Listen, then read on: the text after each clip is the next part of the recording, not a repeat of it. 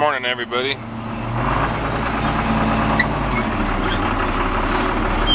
Just firing up the old 4630 power shift. We're gonna go feed calves.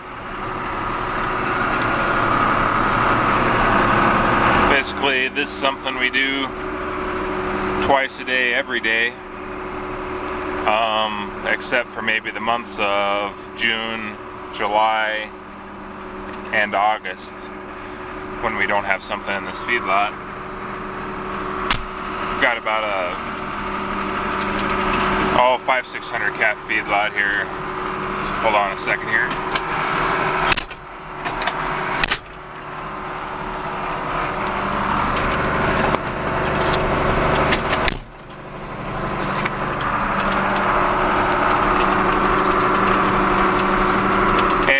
So anyway, we feed 2 to 3 times a day depending on what we're feeding and just what we're doing exactly.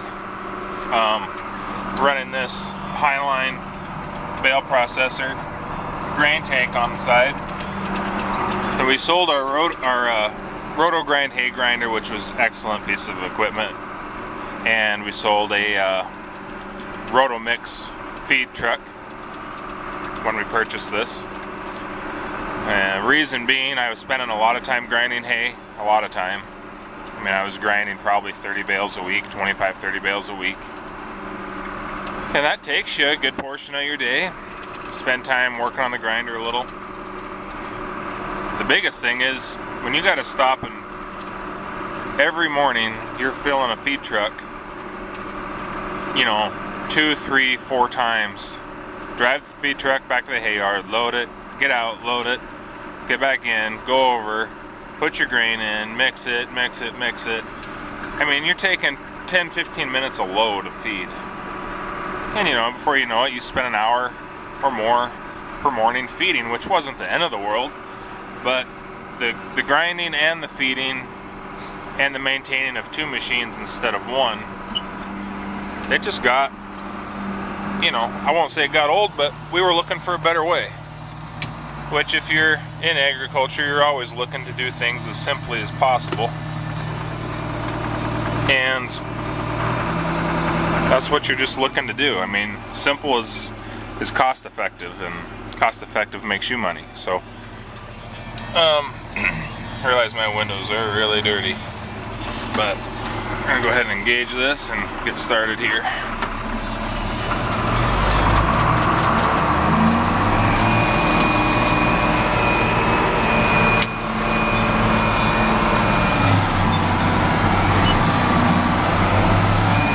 These bull calves, I'm not feeding any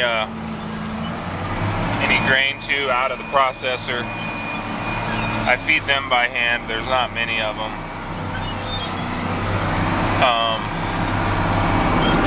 I feed 3 buckets of grain, so it's not a big deal.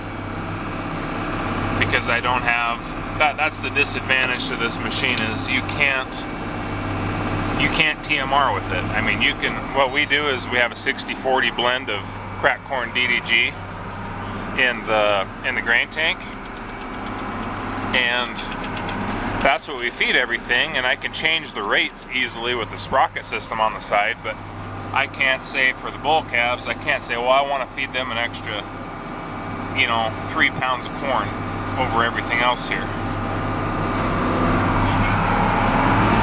The only way to do that is to feed them more than once, and that's where I was getting with I feed sometimes 3 times a day. If I have certain animals I want to give another ration of corn to, rather than change my sprocket ratio on the machine just for them.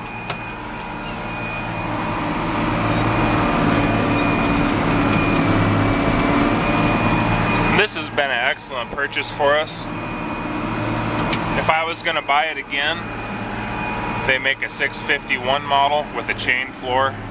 Because my biggest hang up with this is sometimes the bale doesn't want to turn on those rollers, and you gotta flip your PTO lever the other direction to get it to start rolling again. which isn't a big deal if you've been doing this for a long time, but initially when I bought it, I thought, holy cow, I made a mistake. I couldn't get the bale to feed off. And now it's not a big issue, it's just kind of an automatic deal. You just move your lever back when you need to, like now, and spin the other direction and kick it back forward a minute. And it's just something you learn to work with. But I think a chain drive is going to be smoother and feed a little more evenly. So overall, I'm very happy with it, and I would never go back to a feed wagon grinder setup. And you can probably hear this thing has not been the smoothest. Part of this is because I'm holding the camera instead of holding onto a steering wheel, but the other side of it is it's grass hay, and it doesn't feed through quite as nicely as grass alfalfa mix or alfalfa. So as you can see there, what used to take me half an hour took me about 5 minutes. And that's time I get back to do other things. And then we take this, I load up put a bale on the back, go out and feed some heifers that we're going to calve here in about a month. I will say too, this gets around a whole lot better in the mud if you're going out into the pasture to feed than a feed truck does. Feed trucks are pretty helpless in mud, especially a big one. But so that's kind of my opinion on that. Like I said, this feedlot's not real big. Probably 600 head or so is what we could put in there for calves, and you know, have enough room to get them into April, May, where we can either turn them on grass or, you know, sell them in January or February, just depending on what the markets are doing. And everybody that's in this business right now knows the markets suck. And if you're in the north like us, not only do the markets suck, but you don't have any hay, because you didn't put up any hay much last year, so you got a double negative going for you, and that makes it tough.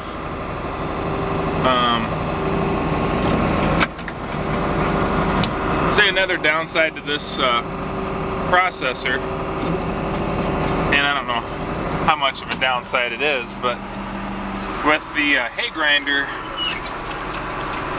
I could blend hay. I could take 2 really good bales and put them with 1 bale of 3-year-old hay and mix it together, and they ate it better. Whereas now I have to be very conscious of what I feed. Will they eat it? Is it good enough for them to eat? And what I have to do a lot of times is just, I might, first thing in the morning when it's nice and cold, I'll feed them the poorer hay, and later in the day I'll feed a good bale. So I have to just plan out how I feed a little better. And that's not the end of the world. It changes your operation a little, but as far as our calves go, I actually think they eat this hay better because it doesn't sit in a pile where it gets stale. I mean, every day they're getting a fresh ground bale of hay. Whether that's old hay or new hay, that hay is fresh. I mean, it's right out of the bale. It hasn't sat in a pile for a week. It hasn't been rained on. The dust off it hasn't all blown away. There's some advantages. Is it for everybody? I mean, if you have to TMR or you have silage, which we don't up here. I mean, up here it's hard enough just to get hay, much less something to silage. But if you have, good farmland and you've got crops that you can do silage with, you're probably going to miss the TMR box. But for us, man, it was time to see that setup go. Not that it was terrible, it just wasn't for us. So I'm gonna let you go. I got to get a gate. Thanks for watching.